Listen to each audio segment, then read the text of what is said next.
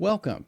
I'm a licensed professional counselor. Today I'm analyzing the Jodi Arias case. I will be focusing on the main mental health and psychological indicators while providing the backstory.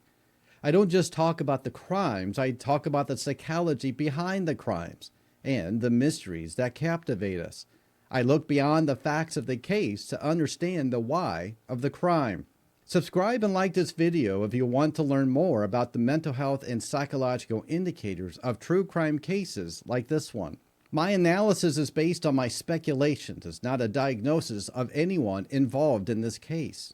How does a person go from a seemingly normal life to committing an act of extreme and calculated violence against someone they claim to love? What's the psychological mechanism that allows one to deny their involvement, weave intricate lies, and then radically change their story multiple times? We are searching for key psychological angles in this case, the ones that involve deep deception, betrayal, and a profound trauma that can exist in the shadows of a relationship. The single most compelling psychological indicator present in the behaviors of the perpetrator, Jodi Arias, is the intense, almost pathological pattern of deception and confabulation, a pattern that only grew more elaborate as the case unfolded. This intense need to lie and to construct entirely new realities is the first and strongest psychological hook into this case. It isn't just a single lie to cover a crime. It's a meticulously crafted, evolving narrative designed to manipulate perception. Jodi Arias and Travis Alexander met at a convention in 2006. Their relationship was intensely passionate, yet also volatile and marked by Alexander's desire for privacy and distance and Arias' relentless pursuit of closeness. When Alexander was discovered murdered in his Arizona home in June 2008, Arias' initial claim was absolute denial of ever being at the scene. She maintained this denial for 2 years, even telling an investigator that she didn't even hurt spiders. Think about the psychological fortitude or perhaps detachment it takes to look at a detective in the eye and invent a non-violent persona, knowing the gruesome reality of what occurred. The initial lie was shattered by physical evidence, a bloody palm print at the scene, and most damningly, a digital camera retrieved from Alexander's washing machine. This camera contained time-stamped images of Aria and Alexander in sexually suggestive poses, taken on the day of the murder, immediately followed by accidental chaotic photos captured during the attack itself. What this evidence showed was a psychological shift, a breaking point that went from intimacy to extreme violence in a matter of moments. The camera's content forced Aria to pivot, but instead of accepting responsibility, she introduced her second major lie, the story of masked intruders. In this next version, she was the victim who witnessed her ex-boyfriend's brutal slaying at the hands of home invaders. The sudden shift from total denial to an elaborate cinematic fictional narrative highlights a profound psychological feature, an inability to tolerate the truth when it threatens the self-image or control. This is a person who, when cornered by irrefutable facts, does not confess but fabricates a more complicated story to reclaim the power and the narrative.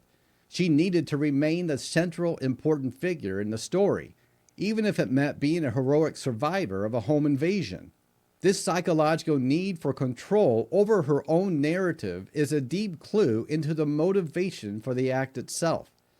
Many experts who analyzed Arias' behavior pointed toward a profound fear of abandonment, a core psychological indicator often rooted in developmental experiences.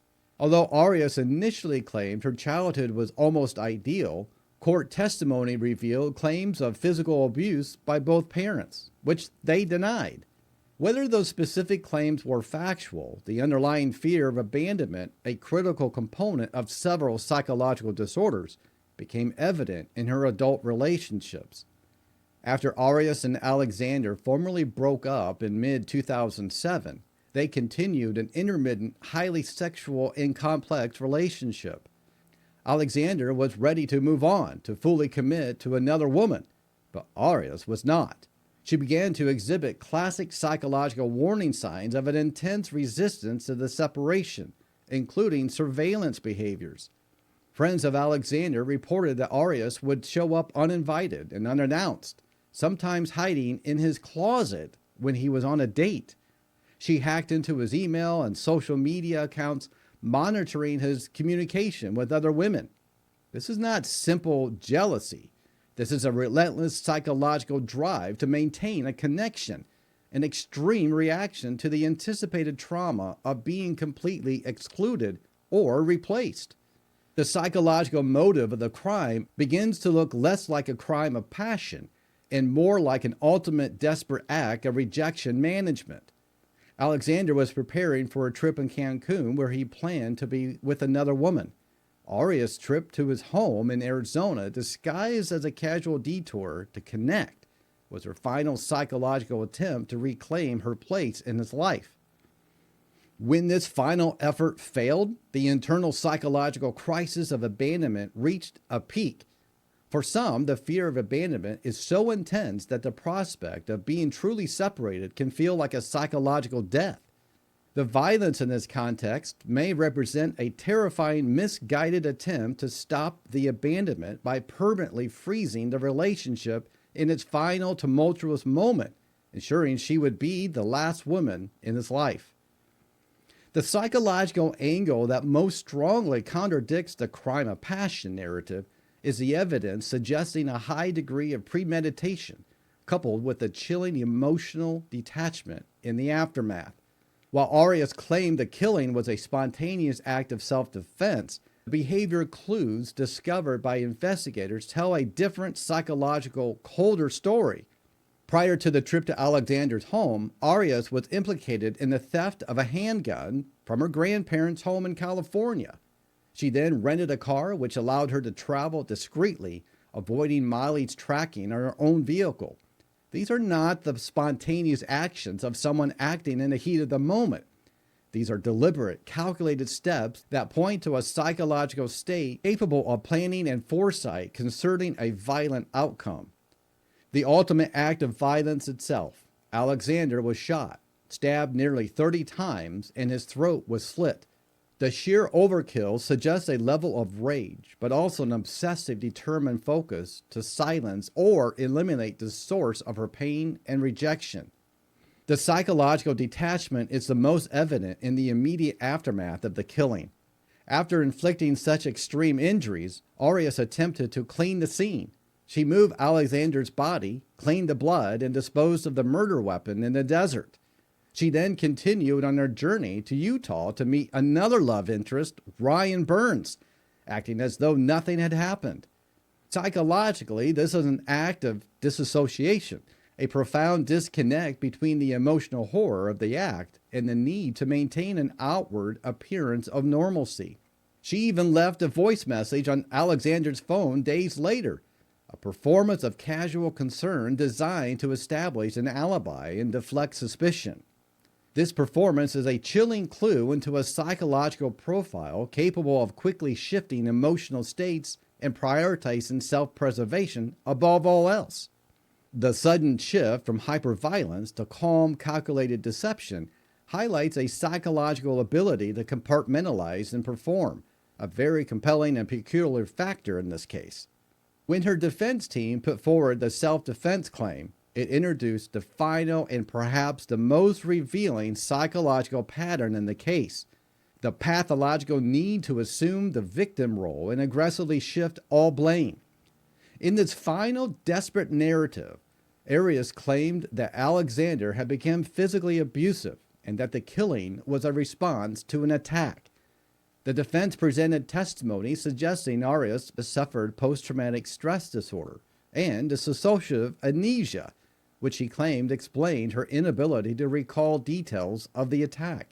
However, the prosecution presented a clinical psychologist who diagnosed Arias with borderline personality disorder, a diagnosis that resonated strongly with the behavioral patterns observed. BPD is characterized by a pervasive pattern of instability in relationships, self-image, and emotions, and marked by impulsivity. A key feature in this psychological indicator is the splitting, which involves seeing people and oneself in extremes, either all good or all bad. In this framework, Alexander had to be recast from a complex, imperfect partner into an abusive monster. That psychological splitting allowed Arias to justify her actions and maintain her self-image as the morally wronged party. The attempt to retroactively turn the victim into an aggressor is a powerful psychological defense mechanism. It's a way to cope with the overwhelming guilt and consequences of a violent act by projecting the blame entirely onto the person who is no longer there to defend himself.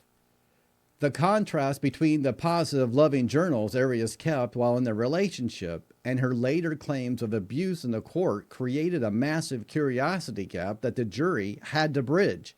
This inconsistency between private writings and public testimony highlights the psychological feature where the reality is constantly edited to serve the immediate need for self-justification. The aha moment in this case is the moment where the psychological clues come full circle. It's in the realization that the initial act of violence was not the end of the psychological mechanism, but the start of a whole new campaign of deception.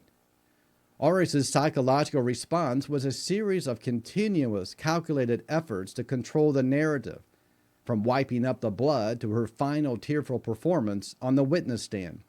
The motive, therefore, was not simply to kill, but to prevent the ultimate rejection, and then to rewrite history so that she would never have to be held fully accountable for the true extent of her actions. This profound inability to accept responsibility for her own choices is the most significant psychological indicator of this entire case.